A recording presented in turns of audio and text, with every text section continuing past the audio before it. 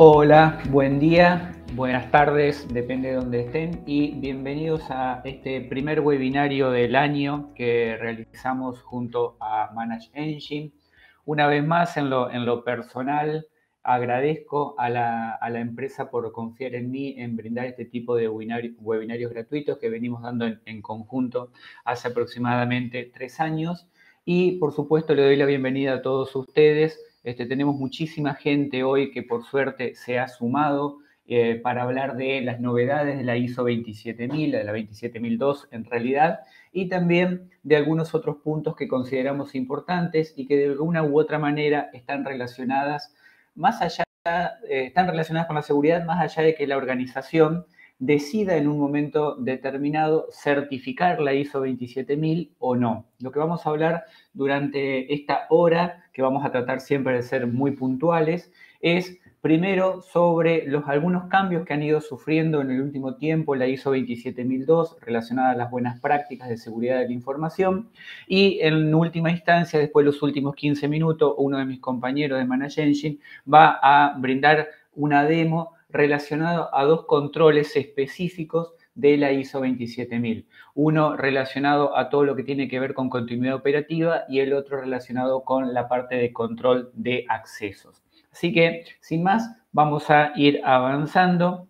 También va a haber una sesión de preguntas y respuestas antes de finalizar, por lo tanto quedan todos invitados a ahí en la sección de chat ir dejándolas, y a medida que las vayan haciendo, nosotros vamos a ir tomando después las que consideramos más relevantes y las vamos a contestar al final. Esta es siempre la metodología que seguimos en este tipo de webinarios, así que por supuesto están todos invitados a participar. Bien. Me voy a presentar brevemente y a partir de ahí vamos a arrancar. Soy Cristian Borguelo, algunos probablemente me conozcan, soy de Argentina. Hace aproximadamente 20 años que trabajo en el mundo de seguridad de la información. Soy licenciado en sistemas por la Universidad Tecnológica Nacional de aquí de Argentina, más allá de que he desarrollado mis actividades en la mayoría de los países de Latinoamérica y algunos países de Europa también. Tengo varias certificaciones relacionadas a la temática. Soy profesor universitario de grado y posgrado también en temas relacionados a seguridad de la información y a ciberguerra. Ahora también esto que se está hablando tanto, en donde lamentablemente tenemos esta situación global que ya ni vale la pena mencionar, digamos, porque todos lo conocemos. Y soy creador, por otro lado, del sitio segu-info.com.ar y de esos otros sitios que ven allí en la diapositiva, todos ellos relacionados de alguna u otra manera a la seguridad de la información y a la lucha sobre todo contra el cibercrimen en Internet. Sin dilatar demasiado la presentación, ¿de qué vamos a hablar y de por qué es importante mencionar la ISO 27000? Seguramente la mayoría de ustedes o muchos de ustedes la conozcan, quizás algunos en un grado más profundo o han tenido que trabajar con sus organizaciones o brindando algún tipo de soporte a sus empresas en ISO 27000. Y para otros quizás sea algo completamente novedoso. Independientemente de eso, lo importante es saber que la ISO ha ido evolucionando. De hecho, no nace en el mundo de la ISO, sino que la normativa actual de la 27000 nace en Inglaterra en la década de los 90 como una British Standard, y posteriormente su necesidad en el mundo hace que se transforme en una ISO 27000. Pero, o en una ISO en realidad que es la familia 27000.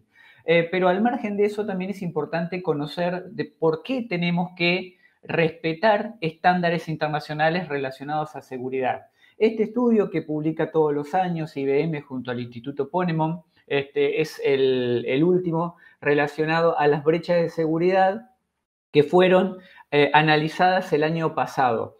Entonces, acá simplemente como para tener una idea, este estudio se ha hecho durante los últimos 7 años en 17 países, ha involucrado 17 países, en donde obviamente muchas de las organizaciones estudiadas corresponden a Europa y Estados Unidos, no demasiadas a América Latina, pero por lo menos se puede extrapolar algunos de los resultados obtenidos. Se han analizado el año pasado más de 500 fugas de datos de estas empresas que mencionaba anteriormente.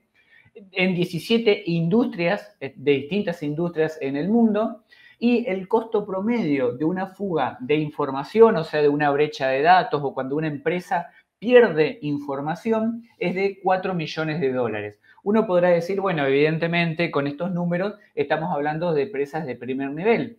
Eso efectivamente es así, pero por otro lado también es importante destacar que si empresas de primer nivel tienen fugas de información, por ejemplo, en la última semana, los últimos 15 días, se han publicado información relacionadas a Samsung, relacionadas a la empresa Nvidia, relacionadas, por ejemplo, está en discusión actualmente que si Mercado Libre también tuvo una fuga de información importante relacionada a su código fuente o a su base de datos de clientes.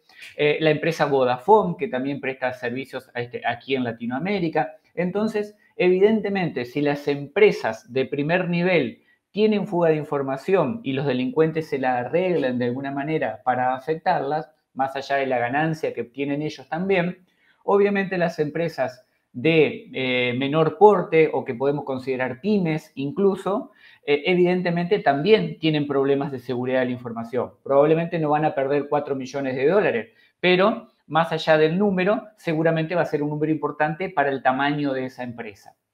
Por otro lado, si comparamos ese número con el año 2020, con el informe anterior, estamos viendo que el incremento en la pérdida de información y en la pérdida de dinero es de 10%.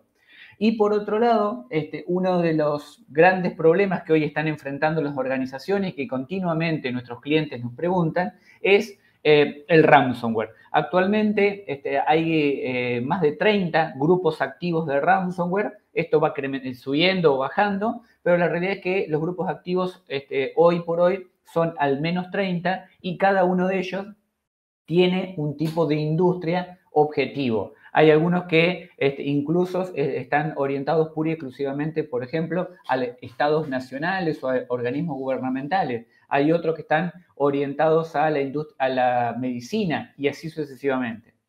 Y por otro lado, un gran dato con respecto a esto, y que esto lamentablemente sigue de mal en peor, y siempre que vemos este número es peor, en realidad es que una organización tarda en descubrir y contener una brecha al menos 287 días. ¿Qué significa esto? Que si a mí me atacan hoy y me roban los datos hoy, el 16 de marzo, probablemente yo me voy a enterar recién dentro de 9 o 10 meses, lo cual es extremadamente grave porque significa que durante todo ese tiempo los datos estuvieron circulando y el delincuente se estuvo beneficiando de eso y también estuvo afectando a nuestros clientes. Entonces, ¿esto en realidad es nuevo? Y la verdad es que no, que la mayoría de los números que yo acabo de dar, independientemente del informe que tomemos, es que no es demasiado nuevo. Quizás a alguno le pueda parecer algo relevante, pero la realidad es que por lo menos hace 10 años que venimos manejando números similares a los que yo mostré.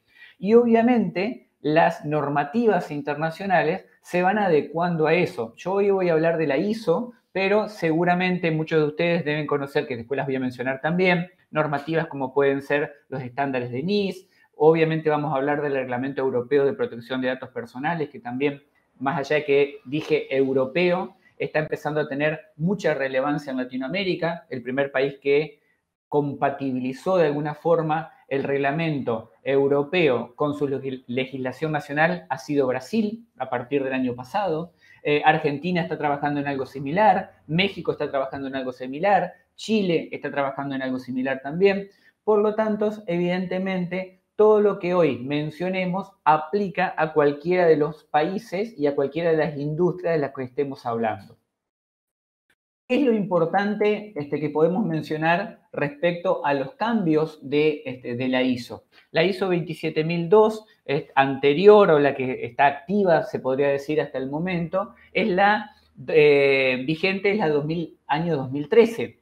A partir de febrero de este año se aprueba la 27002 versión 2022 con algunos cambios interesantes. Una cosa siempre que destaco acá, sobre todo para los que no están relacionados con la ISO, es importante señalar que las normas ISO se compran, ¿sí? No busquen la norma ISO 27002 para descargar, porque no la van a encontrar así de forma gratuita y pública. Las normas ISO, todas ellas se compran, ¿sí? Lo destaco porque muchas veces después la primera pregunta que sale por ahí es ¿cómo hago para descargarla? O si yo la voy a compartir de alguna manera y demás. Cada organización o cada profesional decidirá si después desea adquirirla o no y si la necesita. Por la duda, eso es entre paréntesis, por lo duda lo aclaro porque siempre lo preguntan. Entonces, la norma ISO 27000, para aquellos que no la conozcan, era la famosa norma de seguridad de la información y actualmente uno de los cambios más importantes que tiene, primero de todo, es el cambio de nombre. Actualmente ahora la nueva versión se llama Seguridad de la Información, Ciberseguridad y Protección de la Privacidad. Esto es importante señalarlo porque una de las cosas que siempre quedaba, no era una deuda pendiente, podríamos decir, de la ISO, pero siempre quedaba en tela de juicio el tema referido a la privacidad. ¿Cómo trato la privacidad de los datos?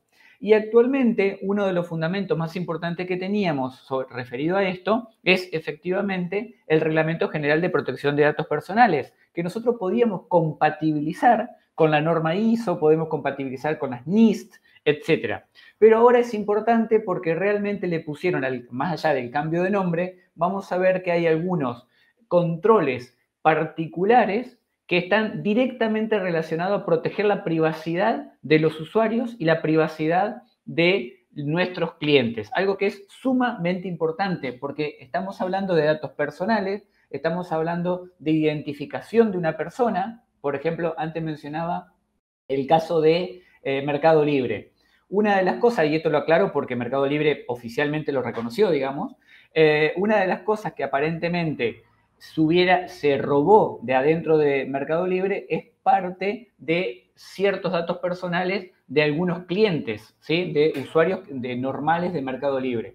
Está claro esto, vuelvo a repetir, porque Mercado Libre lo reconoció de forma oficial. Entonces ahí estamos hablando efectivamente de la protección de la privacidad y de los datos personales. Por otro lado, cambia también la estructura que veníamos conociendo desde hace 20 años de lo que es la ISO 27000. Actualmente, hasta este año, digamos, siempre se hablaba de dominios y de controles. Y originalmente había 14 dominios. Esto, en la versión nueva, cambia y se transforman en secciones. Y más allá del cambio de nombre, lo importante es que esos 14 dominios se transforman en 4 secciones que vamos a ver ahora, pero lo realmente interesante es que ahora directamente vamos a hablar de controles en forma general. Y esos controles van a estar tagueados o identificados de alguna forma en particular, que ahora lo vamos a ver también a continuación. ¿Qué significa eso? Que por un lado ya no tenemos la típica división de los 14 dominios, 14 temas que eran originalmente, sino que ahora vamos a tener 4 grandes secciones y dentro de esas secciones directamente va a haber controles. E incluso la cantidad de controles que antes eran 114 se achican. Esto es relativo porque ahora vamos a ver que en realidad se reorganizaron y de hecho aparecen controles nuevos, pero terminan siendo 93 controles. Esta reorganización también se agradece mucho en la ISO porque vamos a ver que estos grandes temas o estas 4 grandes secciones ahora quedan muchísimo mejor organizados. Y desde el punto de vista de la implementación práctica, realmente, por lo menos, pinta muchísimo mejor de lo que era la versión anterior. ¿Qué significa eso? Que ahora, por ejemplo, esas 4 secciones que la vemos acá en pantalla van a ser controles físicos, controles tecnológicos, controles de las personas y controles organizacionales. Y esto es mucho más genérico y desde el punto de vista práctico realmente es bastante interesante poder separarlo de esta manera. Porque, ¿qué significa? Que si, por ejemplo, yo quiero aportar un control o quiero brindar mayores garantías de seguridad a la parte de tecnología, simplemente me voy a ir a hablar con el sector de IT o cualquier tipo de sector relacionado y sé que voy a tener que trabajar en 34 controles, independientemente del objetivo de cada uno de ellos posterior. O si voy a hablar con la gente de seguridad física, sé que voy a trabajar solamente en 14 controles. Entonces, realmente quedó muchísimo mejor, y esto es una opinión absolutamente personal, creo que quedó muchísimo más fácil de entender de lo que era anteriormente. De hecho, esas 14 temas o 14 dominios que teníamos anteriormente, para un principiante o para alguien que recién se estaba metiendo en el tema, asustaba un poco. ¿Sí? Era como que era muchísimo volumen de información, lo primero que uno veía, 14 dominios que había que saber distinguir cuál es cuál. Bien, por otro lado, aparecen los atributos. Esos controles que nosotros decíamos recién, que son 93, se han dividido y a cada uno de ellos se los tagueó, como decía anteriormente, por eso ahí aparece el signo numeral, digamos, parece Twitter esto, pero realmente es una forma de identificarlos nada más. El tipo de control hoy puede ser preventivo, es decir, qué sucede antes de que ocurra un incidente, detectivo, es decir, durante el incidente, y correctivo después del incidente. Para aquellos que son profesionales de seguridad o que hace muchos años que están trabajando en esto, sabemos que hay otros tipos de controles, pero por lo menos estos tres son los tres más importantes: prevenir, detectar y corregir, que ahora vamos a ver que eso está también relacionado con otro estándar muy conocido en la industria. Por otro lado, acá no estoy mencionando nada nuevo, se los relaciona también con propiedades de seguridad de la información. ¿Qué significa? Que cada control va a estar orientado a proteger la confidencialidad, la integridad y o la disponibilidad. ¿Sí? Seguramente la combinación de alguno de ellos también puede ser posible. Los tres pilares fundamentales de la seguridad. Y una cosa sumamente interesante, que yo realmente lo veo muy importante desde el punto de la ISO, es que finalmente se termina mapeando de alguna manera la ISO 27002 con los controles del framework de ciberseguridad de NIST. Algo que para los que también venimos trabajando con clientes hace mucho tiempo en esto, era sumamente requerido. De hecho, en la mayoría de mis clientes, por ejemplo, hoy estamos trabajando desde hace mucho tiempo ya con NIST mapeado a la ISO 27000. ¿Qué significa eso? Que ahora en la versión 2022 nos facilita mucho el trabajo, porque cada control de esos 90 controles se mapea a uno de los 5 atributos que tiene NIST, que es identificar, proteger, detectar, responder y recuperar. Que lo vemos acá, esto está sacado efectivamente de la guía de NIST, del framework, que este sí es gratuito y este sí se lo pueden descargar. Ahí está la URL para descargárselo. Van directamente, está todo el framework completo. De hecho, se va actualizando cada cierto tiempo. Y tenemos las 5 acciones que deberíamos hacer dentro de nuestra organización. Identificar, proteger, detectar, responder y recuperar. Y acá podemos ver de vuelta que lo podemos dividir tranquilamente en un antes, un durante y un después. Identificar y proteger, mi intención es hacerlo antes de que suceda el incidente, por supuesto. Voy a buscar detectar el incidente y finalmente en el después, si pasa algo, si ocurre algo, voy a intentar responder y recuperarme a la situación anterior a la que tenía antes del incidente. Por otro lado, aparecen también capacidades operacionales, que quizás esto por ahí es lo más novedoso de lo que vengo mencionando ahora, en donde se divide cada uno de los controles de acuerdo a estos puntos que vemos acá. Gobernanza, gestión de activos, protección de la información, etcétera, ahí lo pueden ver tranquilamente, pero fíjense, para aquellos que están relacionados con la ISO 27000 desde hace mucho tiempo, que esto es muy similar a los 14 dominios originales. Es decir, se logró cierto mapeo, por decirlo de alguna manera, o se intentó hacer, está hecho a propósito, por supuesto, el mapeo de los controles que tenemos hoy, de los 90 controles, mapeado a los dominios, o a la mayoría de ellos por lo menos, originales que teníamos en la versión anterior de la ISO. Y luego tenemos también dominios de seguridad, que en este caso básicamente está orientado a cómo queremos responder en un momento determinado con un control, que tenemos a la gobernanza, a la protección de datos, a la defensa y a la resiliencia.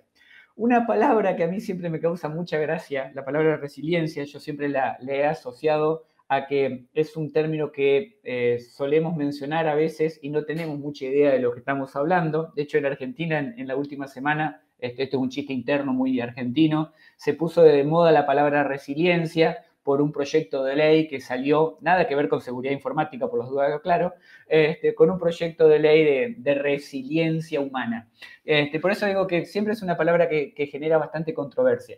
Pero más allá de eso, y más allá de la broma, tenemos una British Standard y una ISO, específicamente la 22301, como podemos ver ahí en pantalla, que habla de continuidad y resiliencia. Esto incluso también se lo conoce como el Framework Core, o sea, las dos primeras letras de continuidad y las dos primeras de resiliencia.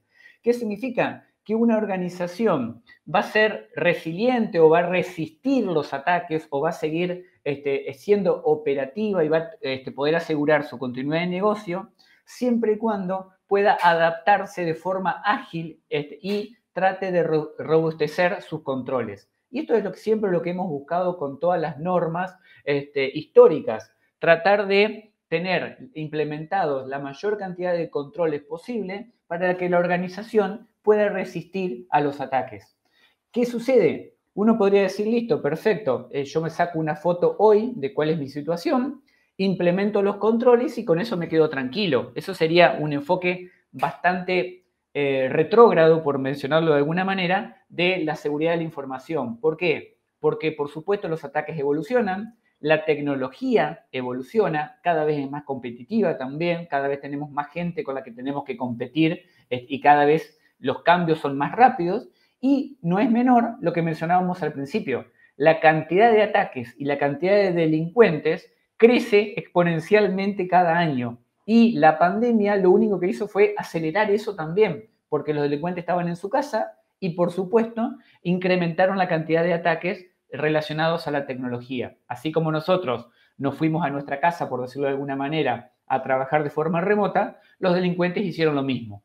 ¿Qué significa eso? Que tenemos que adaptarnos rápidamente y por eso también está bueno y es muy bienvenida la ISO 27000 de este año, porque se demuestra también una adaptación a los cambios que ha sufrido toda la industria y la tecnología.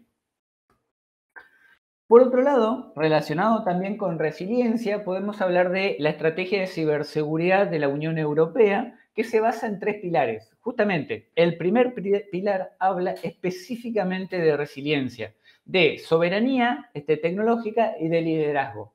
¿Qué significa? Que ya no ven solamente en las organizaciones, más allá de que sean públicas o privadas, la implementación de un control estático y tratar de resistir los ataques, sino que lo que tenemos que asegurar es que la organización siga funcionando en un estado de ataque permanente. Y quizás eso es lo más importante de todo esto. Saber que todas las organizaciones en este momento estamos siendo atacados.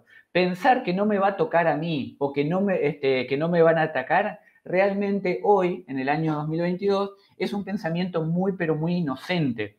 Todas las organizaciones, cuando digo todas, me refiero al 100% de las organizaciones, están siendo atacadas con mayor o menor éxito. Quizás con algunas veces nos enteramos públicamente, en otras, en el 90% de los casos, me atrevería a decir, nadie se entera públicamente. De hecho, en mi caso particular, siempre que voy a ofrecer un servicio, por supuesto, tengo que firmar algún tipo de contrato de confidencialidad o un NDA, de forma tal que nunca voy a poder mencionar con qué organizaciones trabajo, cuáles han sido atacadas, cuáles han sido vulneradas, etc. Así trabajamos en la industria y está bien que sea así. Entonces, la mayoría todas van a sufrir ataques y de la mayoría de esos ataques nunca nos vamos a enterar.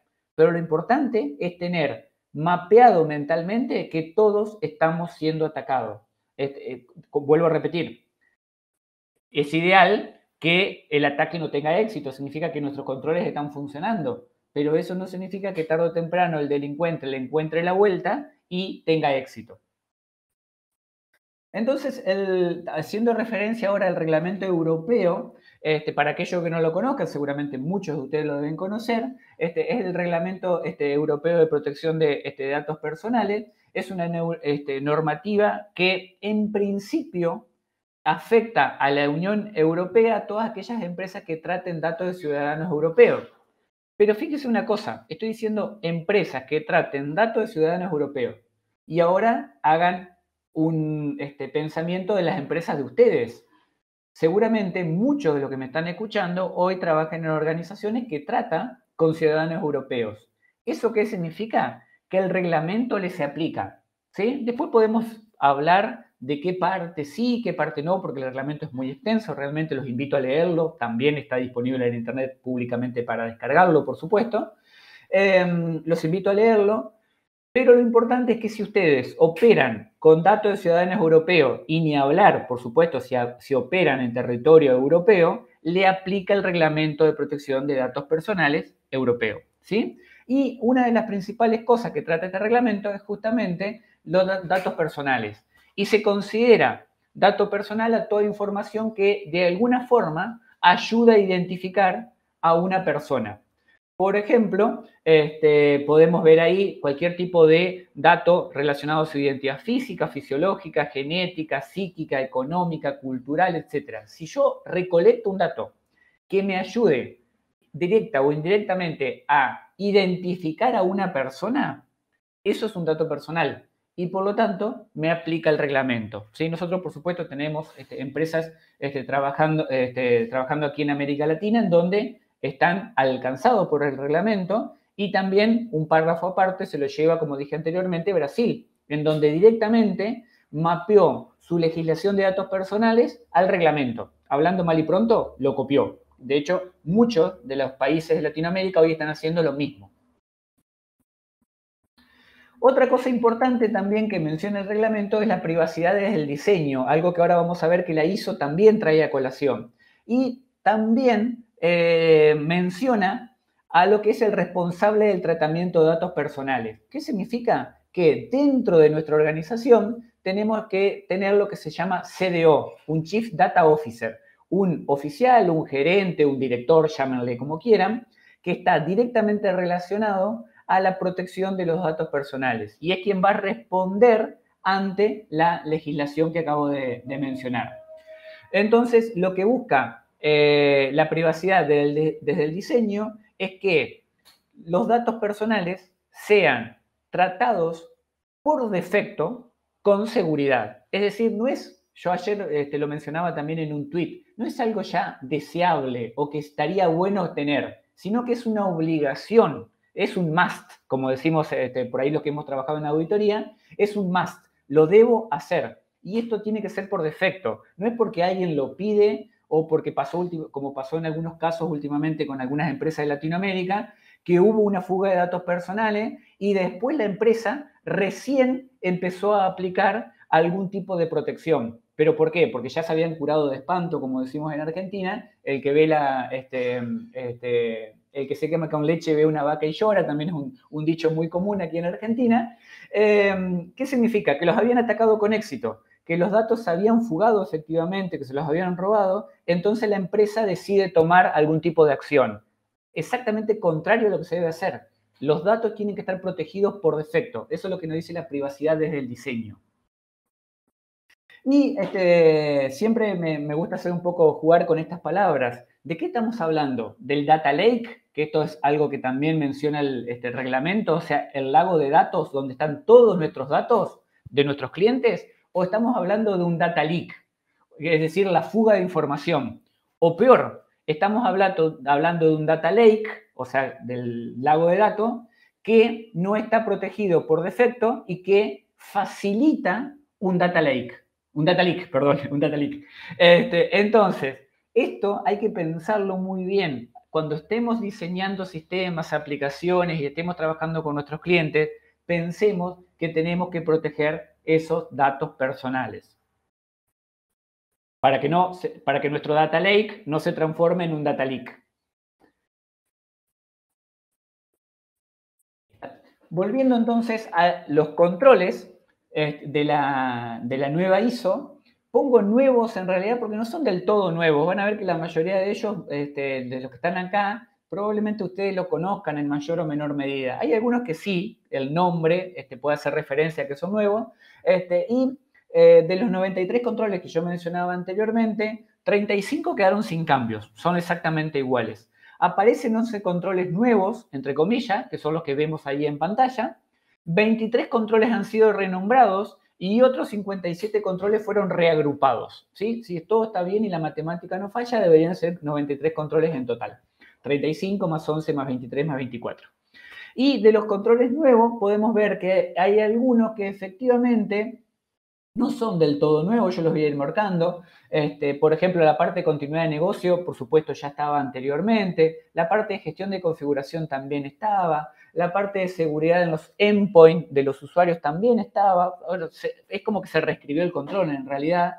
Y hay algunos que efectivamente son relativamente bastante nuevos. El filtrado web, por ejemplo, algo que siempre los que trabajamos en seguridad insistíamos mucho. La parte de codificación insegura, un agregado que en lo personal yo trabajo mucho con esto, agradezco que esté ahora dentro de la ISO 27000 de forma taxativa. Y tenemos algunos, por ejemplo, relacionados a eliminación de información, que anteriormente se lo nombraba, pero ahora también está mucho más detallado. Y una cosa interesante, se habla mucho de inteligencia de amenazas, que esto, para todos los que trabajamos en seguridad, también se agradece mucho porque significa que voy a aprender, estudiar y aprender las amenazas que en este momento están activas contra mi organización. De eso trata un poco todo lo que tenga que ver con el Threat Intelligence. Tratar de estudiar cuáles son las amenazas, los tipos de ataques, las vulnerabilidades, los escenarios posibles que podrían ser efectivos contra mi organización, aprender de eso y a partir de ahí actuar en consecuencia. De hecho, hay un montón de frameworks que han aparecido en el último tiempo, para aquellos que son un poco más técnicos, quizás les suene, y si no los invito a buscar, el framework ATT&CK, es muy conocido dentro de este tipo de cosas. Acá lo escribo como para que quede. Se escribe así, es de Mitre, de la organización Mitre, como para que puedan también profundizar un poco más con el tema de Threat Intelligence. Así que ahí tienen, este es el ampersand por las dudas, no es una letra A. Así que ahí tienen un poquito más como para profundizar.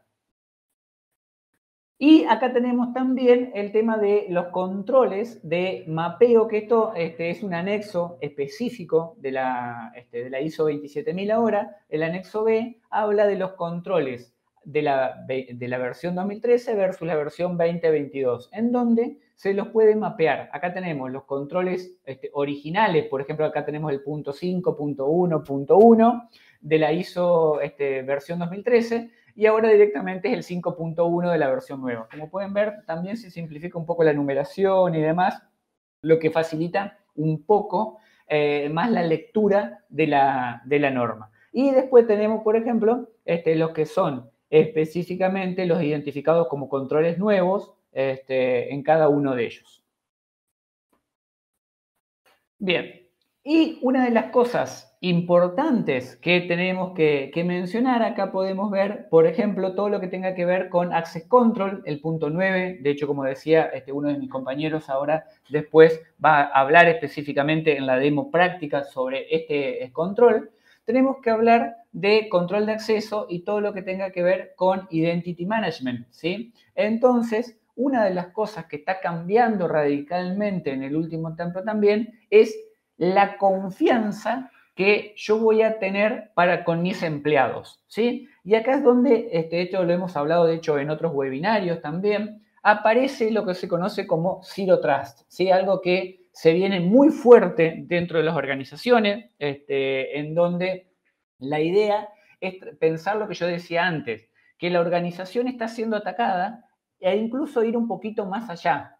Pensar que la organización ya fue comprometida, pero solamente que el único tema es que no lo sabemos. O sea, en este momento considerar que me están atacando con éxito, que ya me robaron los datos y que todavía no me enteré. Es decir, estaría dentro de esos 9 o 10 meses que yo hablaba anteriormente al principio de la charla, de que alguien ya vulneró mi sistema y que no tengo las herramientas apropiadas como para darme cuenta que eso sucedió. Entonces, la mentalidad Zero Trust es justamente la mentalidad que deberíamos tener hoy en el entorno hostil en el que vivimos nosotros y las organizaciones. Y siempre se hace referencia a Zero Trust como Never Trust, Always Verify. ¿Qué significa? Que nunca tenemos que confiar en nadie, o sea, la confianza dentro de una organización, obviamente siempre hay un nivel de confianza, pero tratar de lidiar un poco con el tema de los usuarios privilegiados, todo lo que es el control de acceso que vamos a ver dentro de un ratito, etc. Y asumir que cualquier cosa que nosotros le demos a un usuario también puede ser aprovechado por un actor malicioso, por un delincuente. Por lo tanto, esta filosofía o esta mentalidad de Zero Trust, por supuesto, requiere servicios de identidad, autenticación, autorización y análisis dispositivo extremadamente severos. Por eso es que cada vez se está poniendo más de moda, por suerte, el tema de análisis biométrico, y acá aclaro entre paréntesis, no es que esto sea invulnerable ni nada por el estilo, la biometría también es vulnerable, pero se incrementan los niveles de control. Aparece el doble factor de autenticación o los múltiples factores de autenticación, algo que yo defiendo desde hace muchísimo tiempo y que hemos hablado también aquí en algún que otro webinario. Aparecen nuevos dispositivos para verificar la identidad del usuario. Empiezan a aparecer otros factores biométricos, como puede ser el pulso, etcétera, el pulso de la persona para verificar si efectivamente está vivo, a eso me refiero. Entonces, empiezan a aparecer muchísimos otros controles adicionales que van a servir para identificar a una persona y para autenticarlo y autorizar un servicio determinado. Entonces, si hablamos específicamente de la protección, por supuesto acá el objetivo es proteger los activos críticos, tratando de asegurar la disponibilidad, la continuidad y, como hablábamos anteriormente también, la resiliencia de la organización. Aparece el tema de todo lo que tenga que ver con contenido privilegiado. ¿Quién puede acceder a ese contenido? Por ejemplo, también en la última semana hubo varios temas relacionados a un grupo delictivo que supuestamente había entrado a los repositorios de una organización, a los repositorios del código fuente de una organización. Entonces, ¿por qué un delincuente puede hacer eso? Y hay dos opciones. O porque el delincuente encontró la manera de violar de alguna forma la organización y acceder a esos repositorios, y la otra es que alguien de adentro le vendió el acceso o se lo dio de alguna manera. En general, la mayoría de las veces, de hecho hay un grupo actualmente delictivo que se está especializando en esto, lo que hacen es comprar gente de adentro, le ofrecen cierta cantidad de dinero a empleados y a partir de ahí pueden acceder a esos datos. O sea, volvemos al mismo modelo. Si yo no confiaría en la gente que tengo adentro, eso no pasaría. Entonces, yo sé que es difícil, muchos deben estar pensando, pero en algún momento tenés que confiar en alguien. Sí, confiar, pero verificar, como dije antes. Y por otro lado, esto, como ya se habrán dado cuenta, no es solamente tecnología, que vamos a verlo ahora igual, sino que involucra un cambio cultural y un cambio mental. Significa que tengo que cambiar el chip cerebral de cómo estoy realizando los controles actualmente. Por eso es que la ISO o los controles de NIST, por ejemplo, o el reglamento europeo, ayudan para mapear un poco todo esto. No es solamente conocimiento técnico, es conocimiento humano y cambio cultural. Por otro lado, tenemos que empezar a alertar, como vamos a ver ahora en la demo también, alertar sobre actividades anormales, lo que decía anteriormente. Confío, pero observo y vigilo. Y cualquier cosa que pase, tengo que registrarlo como una actividad anormal. Y por supuesto voy a tener que tener a la tecnología y las personas que monitoreen todo esto y que me dé cuenta en un tiempo apropiado. No vale que yo me entere 300 días después de que me atacaron. La idea es que sea lo más real time posible.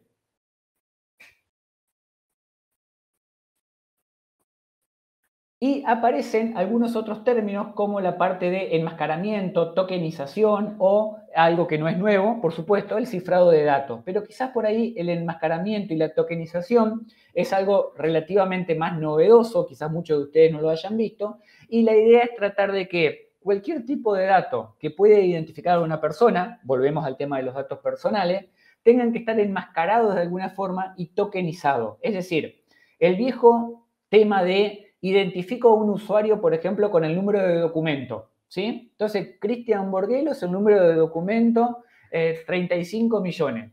Eso actualmente tiende a desaparecer. Los modelos actuales de seguridad tratan de evitar esto. Es decir, si ustedes están diseñando un sistema actualmente o están buscando la forma de securizar un sistema actual, traten de pensar con esto, con esta metodología.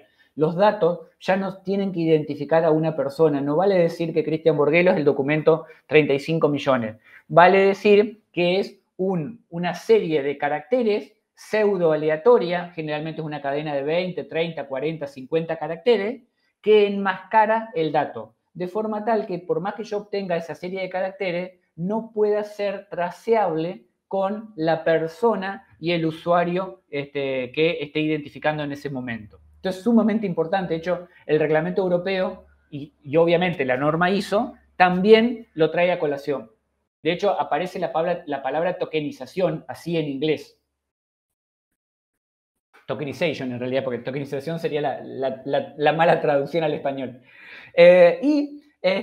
Finalmente también aparece todo lo que tenga que ver con herramientas de administración de sesión privilegiada. Acá no voy a entrar en detalle porque de hecho el año pasado y seguramente en algún momento de este año daremos otra sesión específica de estos webinarios relacionada a todo lo que tenga que ver con control privilegiado, pero empiecen a pensar ya, sobre todo si empezamos a hablar también de Zero Trust, en herramientas de manejo de identidades privilegiadas, es decir, el famoso administrador.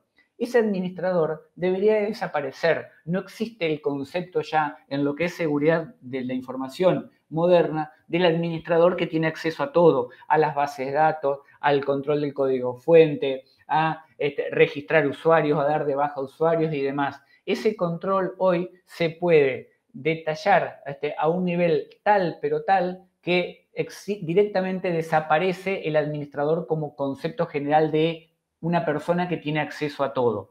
Y obviamente el acceso privilegiado, por supuesto, requiere en la mayoría de los casos, excepto que sean empresas muy pequeñas, pero en empresas tradicionales requiere algún tipo de herramienta y algún tipo de perfil que administre esto también. Y ya para dar paso también a mi compañero, empieza a aparecer un concepto que define Gartner originalmente hace un par de años y que lo pone como un trending topic, por decirlo de alguna manera, para el año 2022, para este año, lo que se denomina Security Mesh, o lo que podría traducirse como una malla de ciberseguridad. No me gusta nada la palabra, ni en inglés ni en español, pero bueno, se llama así. El Security Mesh lo que busca es tratar de tener muchas prácticas de seguridad en donde cada uno de los dispositivos o activos que se quiere proteger tenga definido su propio perímetro. Es decir, desaparece de una vez por todas, y ojalá en algún momento ocurra, el famoso perímetro definido por el firewall, ¿sí? Las empresas tradicionales, lamentablemente todavía, hoy siguen utilizando el famoso dicho de que si tengo un firewall, estoy protegido. Ese concepto no existe más hace 10 años. Y Cyber Security Mesh justamente lo que hace es profundizar sobre esto. Tratar de decir que si yo tengo un activo, vamos a suponer tengo 20 activos, no voy a tener un firewall para proteger 20 activos. Voy a tener un montón de herramientas que cada una de ellas va a servir para crear un perímetro, no me salía la palabra, un perímetro alrededor de cada uno de esos activos determinados.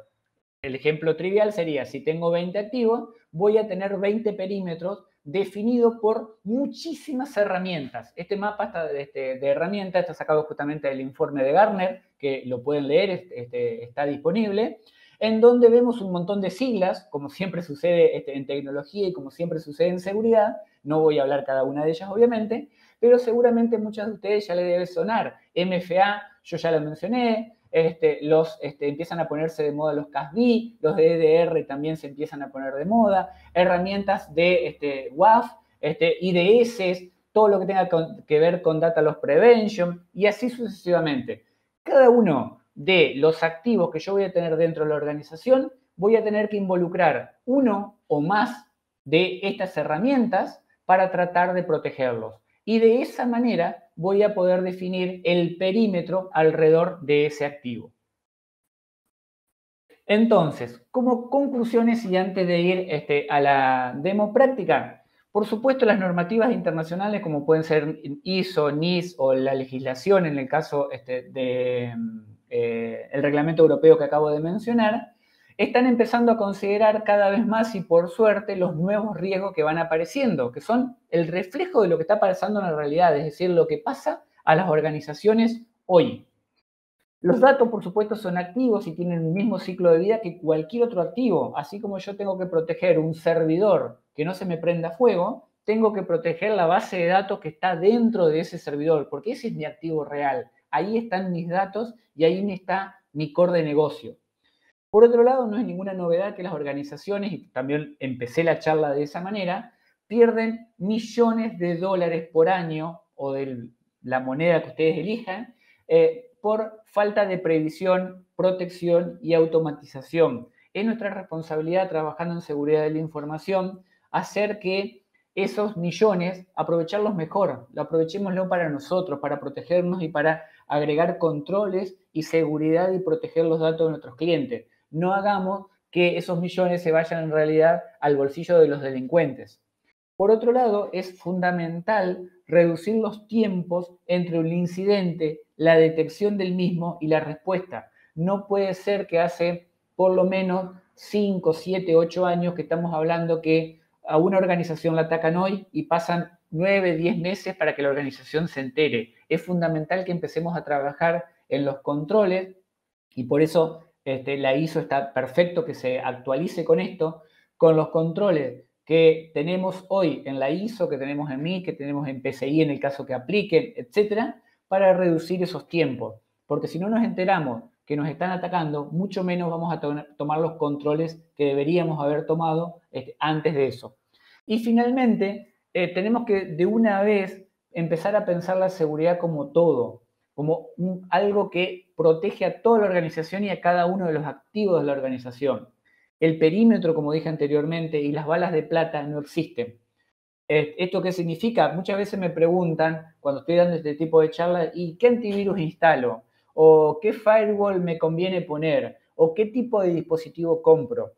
La respuesta en realidad que yo les dé no sirve absolutamente para nada, porque la pregunta en realidad es incorrecta. Yo no tengo que poner un antivirus, pensar en un firewall, pensar en un dispositivo. Tengo que pensar en N cantidad de soluciones y en la capacitación de nuestra gente para protegernos, ¿sí? No existen las balas de plata. Así como no existe el firewall perfecto, no existen las balas de plata. Si no, sería muy fácil. Y hoy por hoy, el mundo de la ciberseguridad, la realidad es que no está fácil, ¿sí? Por eso también es que faltan tantos puestos relacionados a ciberseguridad en el mundo. Bien, ahora voy a pasar el control a Diego. Vamos a ver si no me falla. Esto siempre me sale mal. Acá está. Para que haga una demo práctica relacionada a alguno de los temas que estuve tratando. Diego. Hola Cristian, muy buenos días, muchísimas Perfecto. gracias. Hola a todos, muchísimas gracias por estar aquí en este webinar de seguridad, por supuesto acompañado de Cristian. Bueno Cristian, mira, realmente en efecto el tema de seguridad, digamos como siempre hablamos con temas de seguridad, es por dónde empiezo. La seguridad es algo muy grande. No sé por dónde empezar, qué debo hacer para tener una seguridad. Entonces ahí es lo primero que nosotros debemos hacer y es poder tener una visibilidad de mi organización. Antes de pensar en atacantes, todos esos hackers o malware o todas esas cosas negativas que vienen desde el ciberespacio, pensemos primero en conocer nuestra infraestructura tecnológica, cómo trabajan, cómo mis usuarios interactúan con mis recursos, cómo interactúan con mis archivos. Entonces para ello aquí es importante algo y muestro una de nuestras herramientas y es poder ver los reportes de compliance. Para este caso, ISO 27000. El ISO 27000, más allá de ser una norma que muchas organizaciones deben cumplir, realmente también son buenas prácticas. Son buenas prácticas que así una organización no tenga que cumplirlas, debe alinearse a ellas para tener buenas prácticas de seguridad y poder proteger esta. Entonces aquí podemos observar que tenemos reportes de la ISO 27001 y poder ver los controles A9, por ejemplo, donde son esos controles que nos ayudan a poder tener todo el control de acceso a nuestra organización. Entonces es empezar a conocer mi organización, cómo trabaja y poder ver reportes como, por ejemplo, viendo el control A 9.2.1, donde me habla, es enfocado a esas altas y bajas a nivel de usuarios, poder encontrar, por ejemplo, cuáles son esos usuarios creados en mi organización. donde yo ya puedo tener reportes explícitos, donde puedo observar y puedo ver todo lo que está pasando con estos reportes. Entonces, poder ver, por ejemplo, que los usuarios de mi organización están creando otros usuarios. Entonces, empezar a conocer cómo interactúan. ¿Realmente este usuario debe estar creando usuarios? ¿Realmente es el usuario idóneo para ello? Entonces, empezar a obtener información relevante a esos controles. Entonces podemos ver que el control A 9.2.1 realmente tiene mucha información y podemos ver cualquier cantidad de reportería con base en esto. Entonces, viendo otro control, por ejemplo, el 9.2.5, que es ya la revisión de los derechos de acceso de los usuarios. Entonces, poder ver cambios en las políticas, por ejemplo, qué políticas se han creado, qué políticas se han movido dentro de mi organización. Aquí no estamos hablando de atacantes, aquí no estamos hablando de malware, estamos hablando de cómo opera mi organización. Y la ISO me ayuda a esto, me ayuda a tener esa visibilidad que nos brinda. Entonces, ahora, si nuestra organización debe cumplir con la norma de ISO o debe certificarse alguna parte de la organización, pues ya aquí podemos ya tener reporterías para medir el nivel de cumplimiento de estas. Entonces aquí poder ver esos cambios de atributo en los dispositivos con los usuarios que se tienen actualmente. Junto a eso poder ver muchas más normas. ¿Como cuál? Como por ejemplo la norma 942 que se encarga del procedimiento seguro de inicio de sesión. Entonces aquí podemos ver todo lo que están haciendo los usuarios, podemos ver, por ejemplo, a nivel de Linux, qué se puede observar. Entonces ya tengo mis dispositivos y puedo ver qué es lo que está pasando en él. ¿Qué podemos observar en cuanto a esos reportes? Aquí podemos ver logons fallidos a nivel de esos dispositivos. Entonces podemos observar que en esos procedimientos de seguro, como dice la norma, como dice la 9.42, pues puedo ver qué es lo que está pasando en mis dispositivos por ejemplo, para este caso, dispositivos Linux. Entonces, aquí lo importante es que la norma ISO acapara todos los dispositivos que tenemos en nuestra organización y podemos ver muchos reportes con base a esa norma. Por ejemplo, poder observar más información relevante a ese control A.9, que es todo lo que viene con ese control de acceso, y también poder ver esa norma, el control A.12, que ya es el registro de la actividad. Ese registro de la actividad es las evidencias que tenemos con base a lo que está sucediendo en nuestra organización.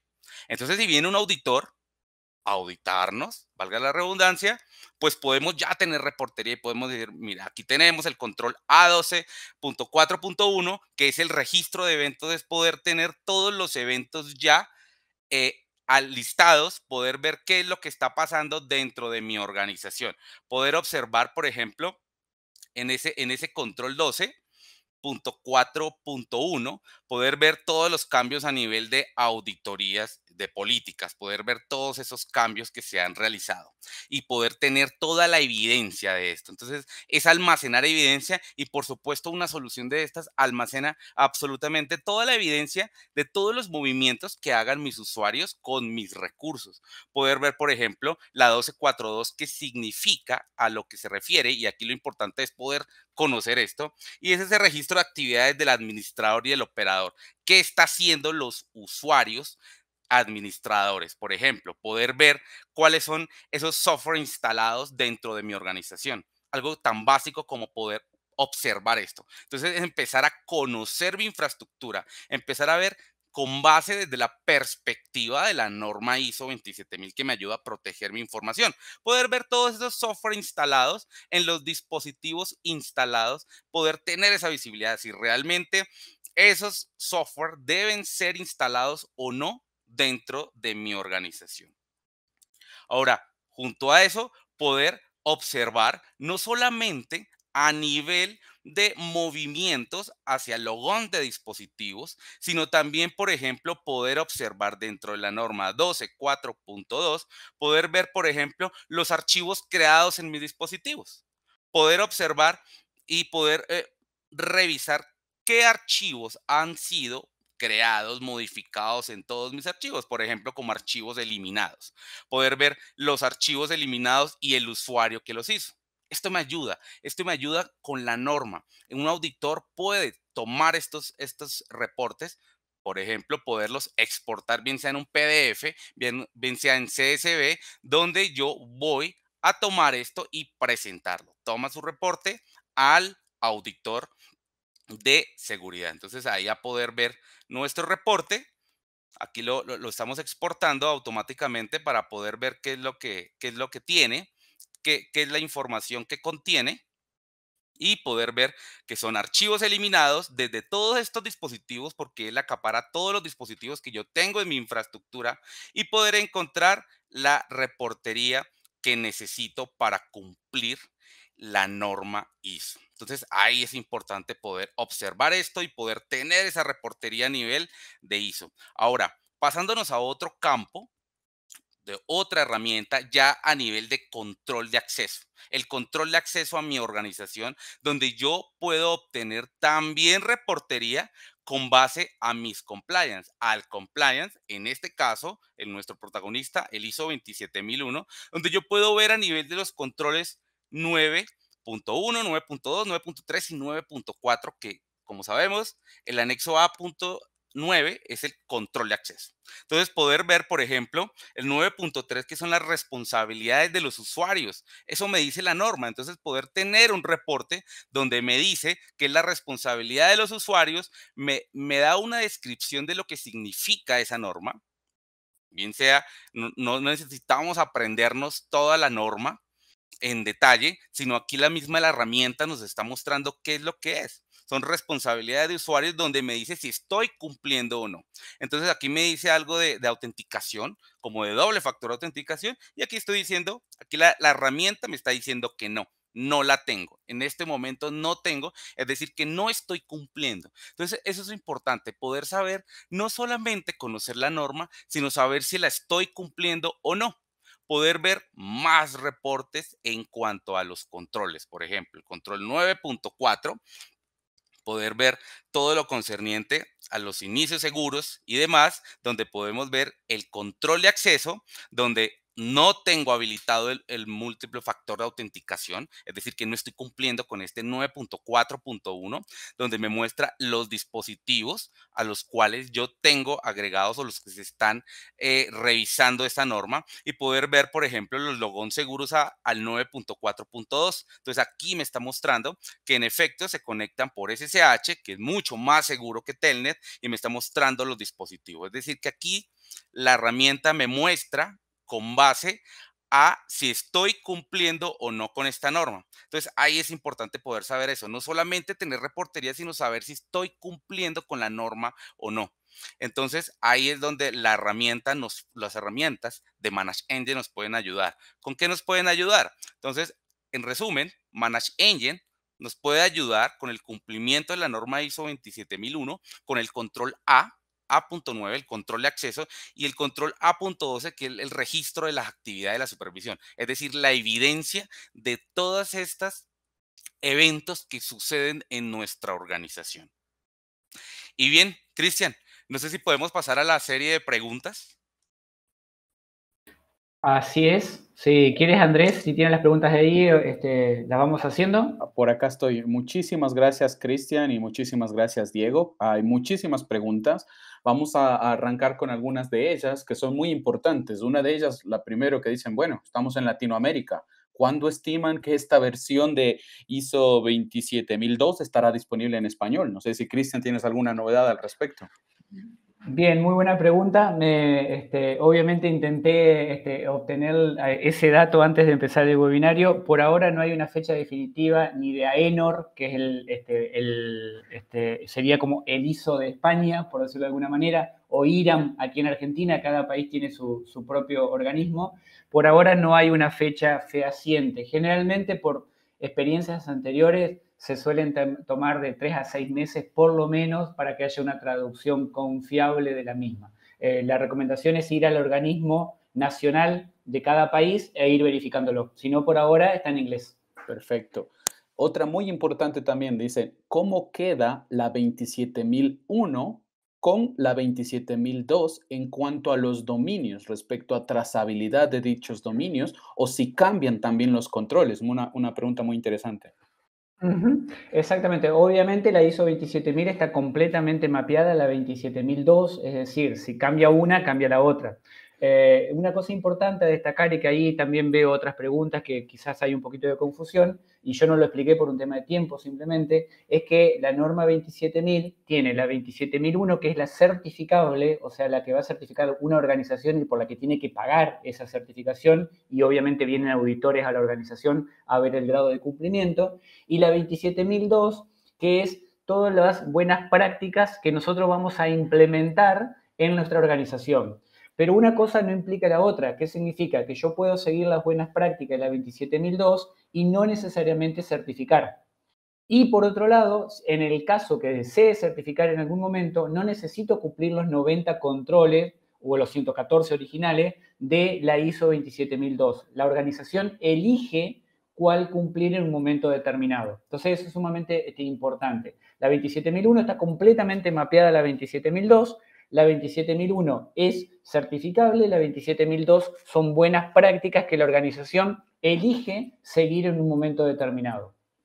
Perfecto. Hay otra muy interesante respecto a la implementación también que dice, si la empresa se encuentra a unos meses de recertificarse y su sistema de gestión de seguridad de la información fue implementado basado en la 27002 del 2013, ahora deberíamos actualizar el SGCI basándonos en la versión de 2022. Es una excelente pregunta. No. La respuesta es no. La organización va a tener 2 años para adaptarse a la nueva normativa. Es decir, que haya cambiado en febrero a la versión nueva no significa que yo tengo que cambiar todo lo que tenía hecho. Todo sigue perfectamente aplicable a la versión anterior. Y en el caso que quisiéramos hacerlo, eso lo elige la organización, tiene 2 años para hacerlo. Y en el caso de una recertificación, o sea que la empresa ya estaba certificada previamente, va a tener los 3 años, que es el circuito normal que tiene la ISO 27000. Si yo certifico ahora en 2022, tendría hasta el 2025 después, tendría que recertificar. Excelente, mucha claridad en estos puntos respecto a los tiempos también. Llegó otra muy importante sobre un tema que mencionaste. Dicen, ¿existe algún tipo de certificación para GDPR? ¿Quién las realiza?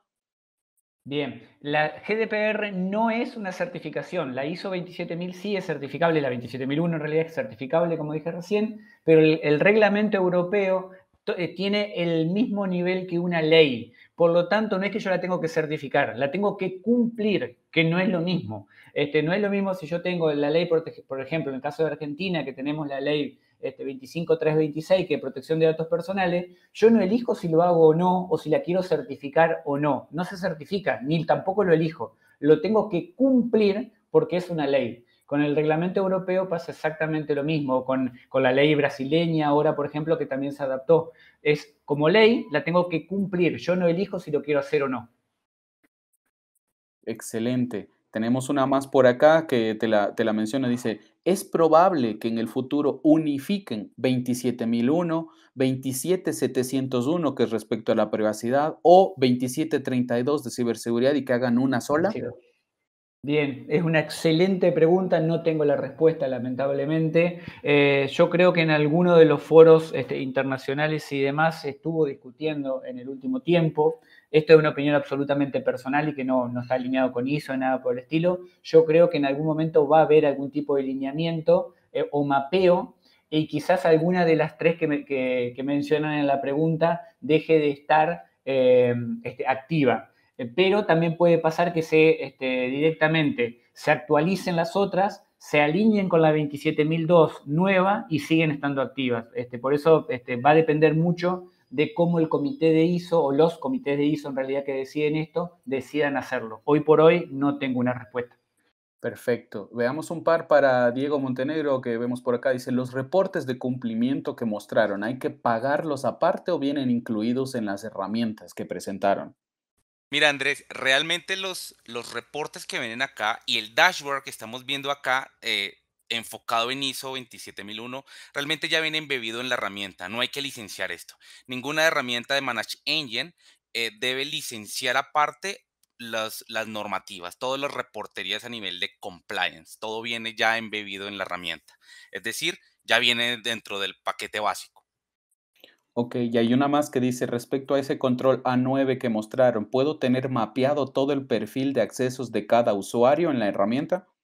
Claro que sí, Andrés. Mira, el control A9 es control de acceso. Entonces, tenemos dos herramientas, o más bien acá podemos tener una herramienta que se dedica al control de acceso, a controlar ese acceso. Y con base en eso, hace control de acceso que yo pueda hacer en mi organización, poder saber quién ingresó, a qué dispositivo y cuándo debe ingresar, pues automáticamente poder hacerle un seguimiento con base a esos reportes de compliance que nosotros tenemos y saber si estamos cumpliendo con la norma, con todos esos controles que tenemos actualmente. Perfecto. Cristian, nos dicen por acá, ¿es obligatorio tener un oficial de seguridad de la información de acuerdo a esta nueva ISO 27002?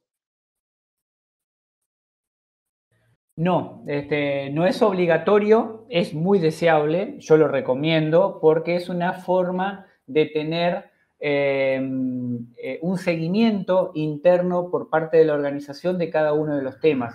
Porque, ¿qué sucede? Por ejemplo, si delegamos este tema al responsable de tecnología o a alguien más, digo tecnología porque es lo que se suele acostumbrar en las organizaciones, tiene tantos temas pendientes, este responsable de tecnología, de infraestructura, de sistemas, etcétera, obviamente tiene los desarrollos, etcétera, son un montón de puntos abiertos que va a tener. En cambio, si tenemos a un responsable de ciberseguridad, algo que hoy la mayoría de las organizaciones acuerdan que es el CISO, el Chief Information Security Officer, queda muchísimo mejor porque queda clarísimas cuáles son sus responsabilidades que están relacionadas a la protección de la seguridad de la información, a la ciberseguridad. Entonces, no es algo que hoy lo pida, y nunca lo pidió de hecho la ISO y en la nueva tampoco, pero es algo muy, pero muy deseable porque facilita mucho la puesta en práctica de cada uno de los controles y el seguimiento de esos controles.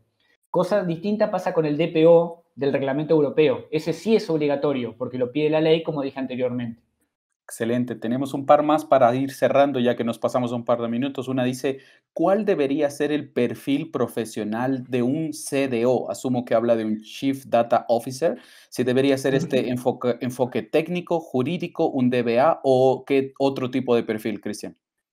Generalmente es un jurídico legal. Con algún tipo de conocimiento técnico deseable, sí, pero generalmente va a tener que conocer sobre protección de datos personales. Por ejemplo, yo siempre menciono la diferencia entre, no es lo mismo tener un abogado que sepa de juicios legales versus un abogado que esté involucrado con lo penal. Ambos son abogados, pero tienen especializaciones distintas. Acá voy a tener que tener a una persona con conocimientos de datos personales y en general va a estar relacionado con un perfil de un abogado, algo jurídico, y si tiene conocimientos técnicos de base de datos, tecnología, etcétera, muchísimo mejor. Pero realmente es un perfil que hoy se dificulta también conseguir. Eh, la siguiente, para ti, Cristian, dice, hemos visto la actualización de 27002, muy interesante, pero ¿va a haber una 27001 actualizada? Sí, de hecho ya está para comprar la 27001. En el mismo momento que se actualizó la 27002, sale la 27001 con los mismos nombres de controles y demás. Como dije anteriormente, son hermanas. Se actualiza una, se actualiza la otra. Excelente. La última pregunta, Diego Montenegro, nos dicen dónde puedo encontrar más información de estas herramientas que presentaron el día de hoy. Claro que sí, mira, Andrés, nuestro canal de YouTube es importante poderlo ver porque aquí nos va a mostrar absolutamente todo lo que tiene que ver con las herramientas. En YouTube vamos a encontrar Manage Engine Latam, ese es nuestro canal donde ustedes pueden ingresar y pueden ver todo lo concerniente a los videos, a los how-tos de nuestras herramientas, absolutamente todo lo que nosotros podemos ver. Aquí pueden encontrar todos los webinars, como este webinar que estamos haciendo, lo vamos a cargar a nuestro canal de YouTube y pueden ver absolutamente todos los webinars, playlists de nuestras herramientas, poder mostrar cómo se configura, qué hacen nuestras herramientas y por supuesto todo el tema de reportería se hizo 27001, acá está. Entonces lo importante es que nos sigan en nuestro canal Manage Engine Latam para poder encontrar toda esta información. Todos estos videos son en español, hecho por nosotros mismos. Definitivamente más preguntas, sé que algunas de ellas no las hemos podido responder por el tiempo, pero las que quedan pendientes las vamos a compartir por correo electrónico, esas preguntas pendientes, incluyendo la grabación, como bien mencionó Diego Montenegro. No sé si Cristian tienes algo para mencionar antes de cerrar. Nada más agradecer el interés que efectivamente en este caso nos superó, porque siempre es interesante que se sume más y más gente a trabajar en esto, y me encanta que haya involucrados en esta temática. Efectivamente las respuestas la vamos a mandar, las que quedaron de las muchas preguntas que estoy viendo, las mandamos por correo.